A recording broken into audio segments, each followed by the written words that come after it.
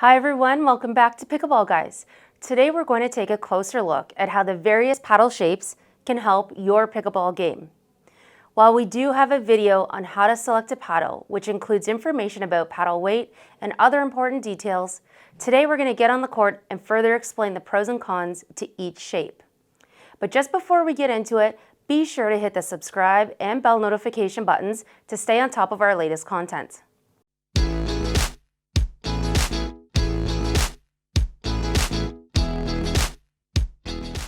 So just a reminder that paddle manufacturers have plenty of flexibility with regards to sizing. There's lots of paddles out there that feature slight variations of the popular shape. Keeping in mind that people look for the size of sweet spot, reach or extension, and maneuverability, the three popular and main shapes are the classic shape, which is a squared off shape with rounded edges and a large hitting surface. The elongated paddle has a much longer paddle face, and some have long handles or some have very short handles. And finally, the rounded paddle. And within this category, I am including the oval shape and teardrop shape paddles as well. Okay, so I'm going to kick things off with the traditional square shape paddle. This is designed to provide the best of all worlds and not sacrifice too much on any feature. So the paddle is really easy to maneuver from forehand to backhand. It has a large and even hitting surface with a moderate to large sweet spot. Variations of this shape are paddles with a larger face, such as this one. You'll notice that to make up for the extra large surface, the handle is a bit shorter. The larger the surface will translate into a larger sweet spot. This shape is really popular for a few reasons. For one, the first paddle to ever be made was in this classic shape, and therefore it's the most familiar. I think that most people entering the sport really do gravitate towards paddles that are more recognizable. The classic shape also really provides an overall even performance in all of the key areas. Almost every manufacturer produces a classically shaped paddle, which means you have the most options in selecting one for you.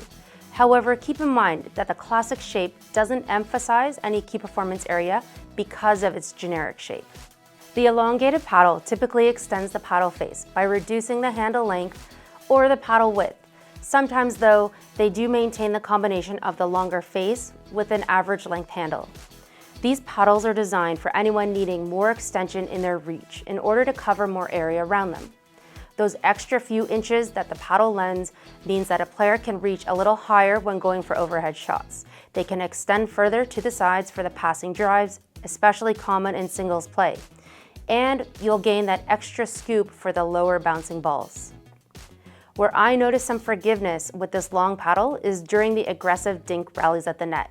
My reach is just a little bit longer, so I was taking more balls out of the air, and therefore hitting the ball earlier, which took away time from my opponent. I found myself on the offensive side of the rally a little bit more often. I also noticed when lunging for a short bouncing ball that by having a bit of extra reach because of that long paddle, it gave me the chance to get to the ball before hitting the ground a second time. The elongated paddle provides extra snap on the overhead shots because you're hitting the ball further away from the body as well. One area this paddle lacks is the maneuverability. While you do get more reach, the overall mass of the paddle is further away from your body, thus making it heavier to swing through. This is particularly noticeable as you move from forehand to backhand, especially at the net.